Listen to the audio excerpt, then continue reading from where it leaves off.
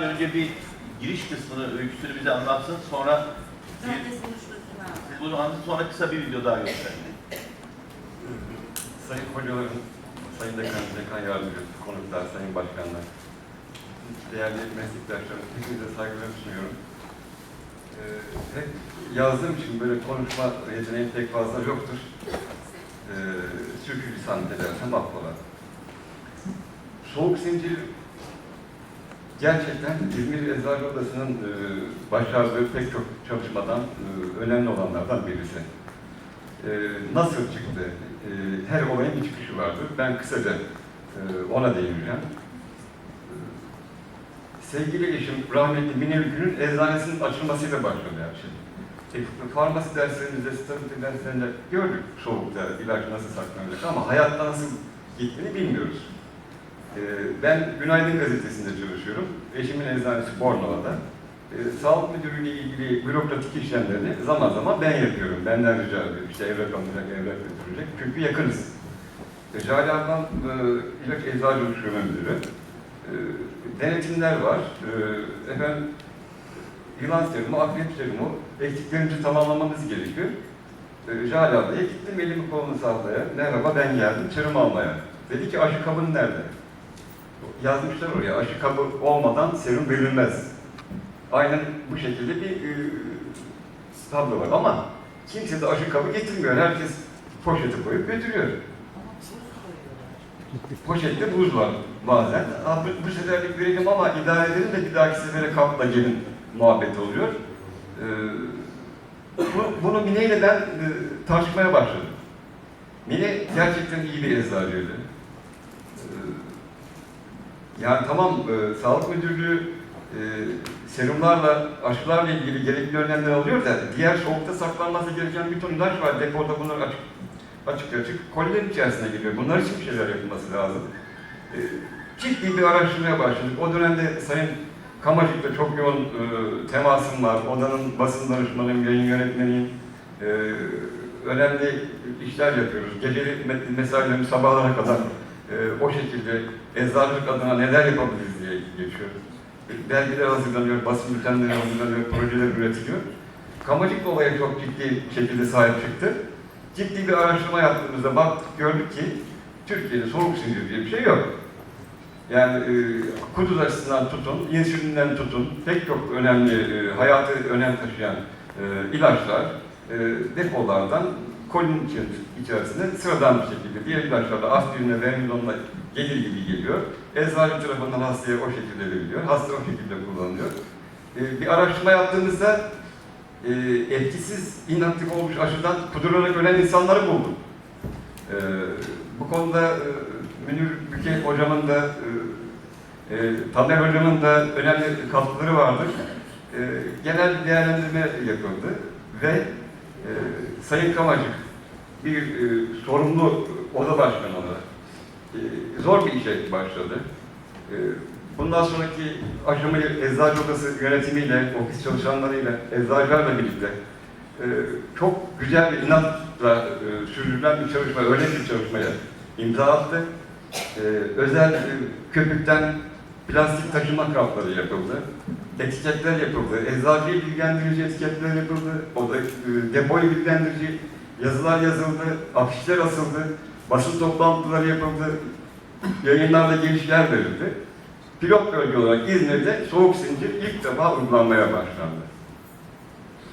Bunun başarıyla uygulandığı söylenirken o dönemde ben gazeteciye devam ediyorum. Pardon.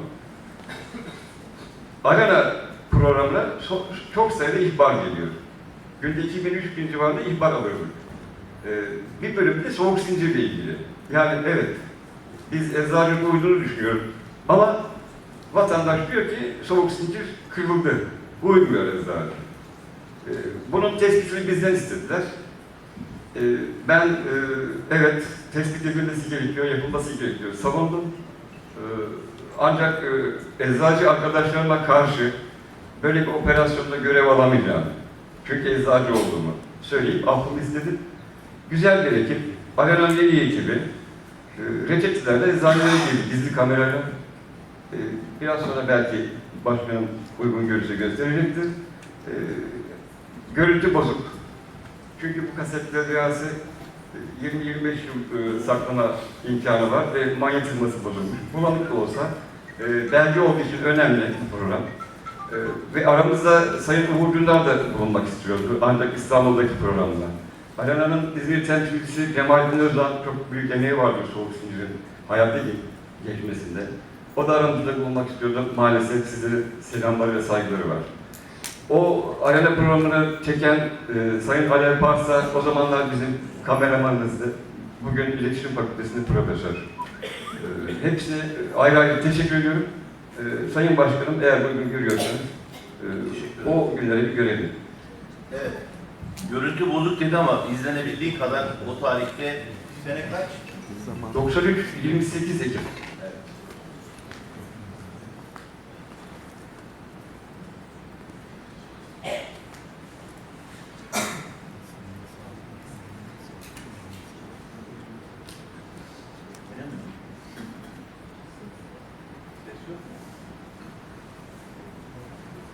Kuduz, tetanos, çiçek, çocuk felci aşıları, hayat kurtaran biyolojik serumlarla bazı kanser ve hormon ilaçları.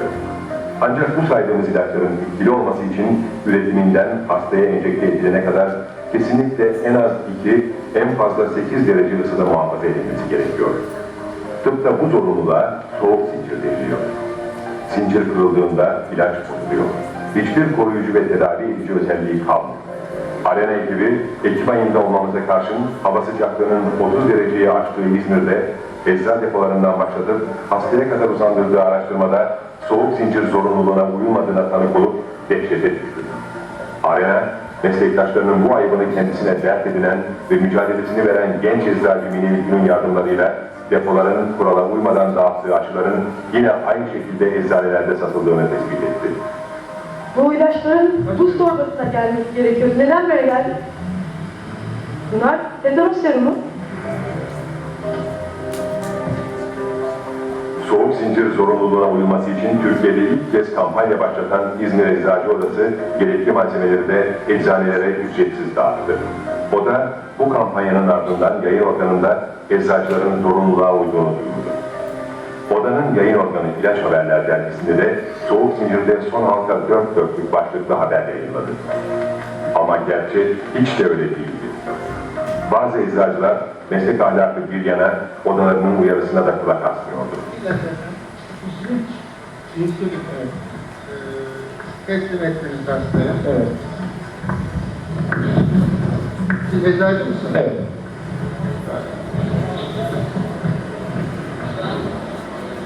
Bu ilacın hangi koşullarda satılacağını biliyor musun? Evet, tabii. Nasıl satılır? Soğuk zincir davasını çıkartmışsınız, tamam. Hasta hemen alıp gidiyordu, o bakımdan ben şey yaptım. Yani soğuk zincir alabilirsiniz. Ama almadınız zaten. Anladım, evet. Niye almadınız? Anladım, doğru. Anladım yani. Bu ilaç ne ilacıydı verdiniz paketleyip?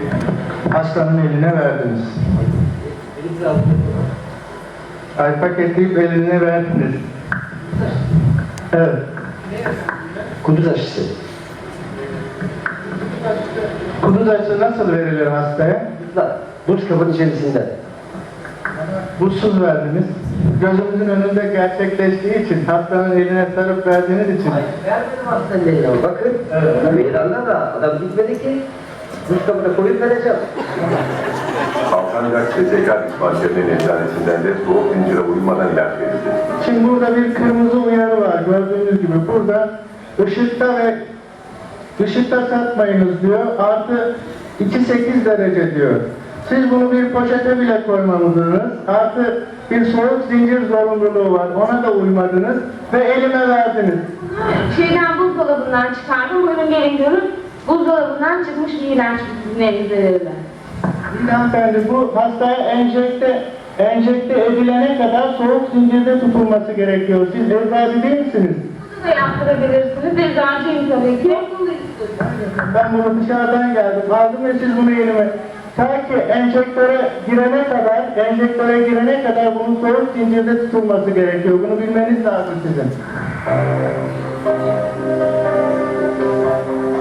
Ege Üniversitesi Eczacılık Fakültesi Farmasi ve Teknolojisi Anabilim Dalı Başkanı Profesör Doktor Tamer Güler.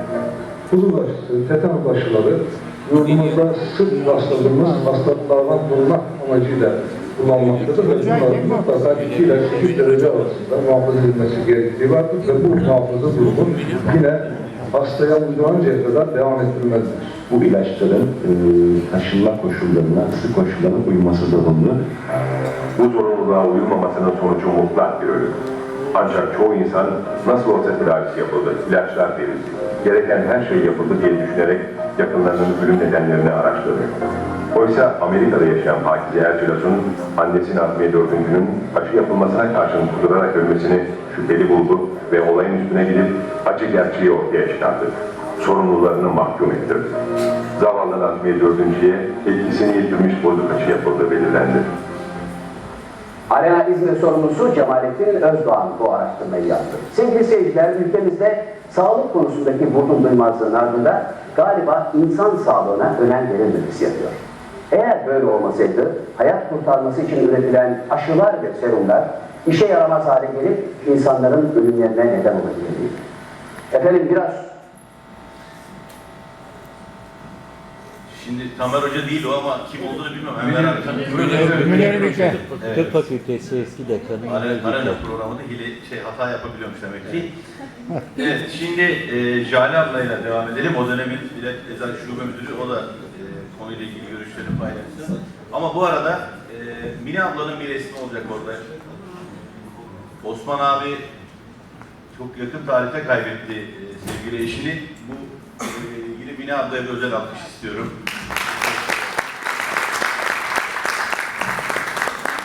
Evet Jale abla. Başkanım, bütün her şeyi Osman anlattı, bana bir şey kalmadı. Kamuda bugün 23 yılda gelinen noktada soğuk zincir uygulamasında Türkiye dünyaya örnek gösterilen ülkeler arasında şu anda. Çok gurur verici bir şey, bunu kamu da başardı, eczacı da başardı. İzmir Eczacı Odası'nın çok büyük bir başarısı bu. Şimdi İzmir Eczacı Odası diyorsun, biz o zaman biz bir şey yapmadık. Efendim siz ortak çalıştınız. Eczacı Odası, kamu... İzmir Sağlık Müdürlüğü olarak İzmir Eczacı Odası'na çok büyük katkıda bulunduk. Hatta bu konuda Levent Bey eczane açarken eczacılardan özellikle o sarı kutuları getirmelerini ve onun üzerine eczane ruhsatlarını vermeye başladık. Yani bilsinler, daha eczane açılmadan bilsin arkadaşlarımız diye. Ve bunun gibi ne diyeyim başkanım, hepsini anlattı bu çocuk. Bana kalmadı bir şey. Soğuk zincirden önceki tablo... Yani Sağlık Bakanlığı, Osman Bey'in dediği gibi Sağlık Bakanlığı o zamanlar da soğuk zinciri kendisi öne veriyordu. Bizim Sağlık Müdürlüğü'yle gelen aşılarımız özel buzdolabı bulunan kamyonlarla geliyordu ve ambarımızda, ambara girdikten sonra da jeneratörlerimiz vardı. Elektrik kesintisinde onlar devreye giriyordu. Hatta bizim çocuklarımız o zaman küçüktü. Özel doktorlarda evet aşı yaptırmıyorduk. Sağlık Müdürlüğü'nden alıyorduk. Yani Sağlık Bakanlığı bu konuya kendi içinde çok dikkat ediyordu. Ama dediğiniz gibi eczanelerde maalesef eczacı arkadaşlarımızla yavaş yavaş alıştırdık. Yani bizde eczacı arkadaşlarımızın kendilerinde suç var bu konuda. Eczacı arkadaşlarımızda suç yok. Var. Eczacıya soğukta gelmiyoruz. Evet ama yani biz Soğukta sizin gelmeyen gibi bir eczacı işiniz gibi diğer eczacı arkadaşlarımızı da uyarabilirlerdi. Bizi de uyarırken siz de oldunuz. İşte basın, meslek odası, devlet kurumunun ortak çalışmasından meydana gelen çok güzel bir çalışmayı gördük. Dilerim aynı şekilde gıdada, diğer sektörlerde de başarıya ulaşır. Hala pazarlarda 5 liraya sucuk satılıyor açıkçası. Evet. Hala peynirler satılıyor. Gıda terörü var, ilaç terörü var, terör var. Dilerim bütün terörlerden kurtuluruz. Güzel güzelliğiyle hep beraber. Sayın Sayılkan, ben de arkadaşımı suçlayayım. Madem basın danışmanıymış, o zaman tüm Türkiye'de sadece İzmir'in bunu uyguladığını neden Arena programına söylemedi? Söylemiştir o. Hayır yok burada Ay, görmedik. söyledi. Burada görmedik onu. Uğur Sadece Dündar İzmir konuyu uyguladı. açarken, İlk başta evet, bir söylüyor. evet. Bilmiyorum. Bir de üstüne benim vurulan. bildiğim kadarıyla yanlışsa düzeltin bir süre İzmir pilot il olarak Evet. uygulamayı yapıyor. Yani düşünün ki Türkiye'de o zaman 67 il var. 66 tanesinde eski usul devam ederken İzmir'de soğuk zincir uygulanıyor. Sonra diğer Türkiye. Ama şimdi tabii burada Osman abinin hem eczacı hem basın çalışanı olması bizim için avantaj olmuş. Arenada görev yapıyor olması, Cemalettin Bey'in İzmir'de olması avantaj olmuş. Cahil ablanın İl Sağlık Müdürü'nde olaya eczacı kimliğine sahip çıkması önemli. Sonuçta bugün insan sağlığı ile ilgili önemli bir iş yapılmış. Emeği geçen herkese teşekkür ederim. Şeyi söyleyeyim. Bugün size sürpriz yapıp Uğur Dündar'ı içeriden çıkarıp belki de bu soruyu ona sorma şansını sağlayacaktık ama Atilla Sertel vekilimizle Osman abi kendisiyle görüştü. Bugün Halk Arenası'nı İstanbul'dan sunuyorlar. Ben buradayım. Atilla abi buradayım. Atilla abi niye orada oturuyorsun? Gelsene. Yok burası iyi. Sayın Vekilim hoş geldiniz.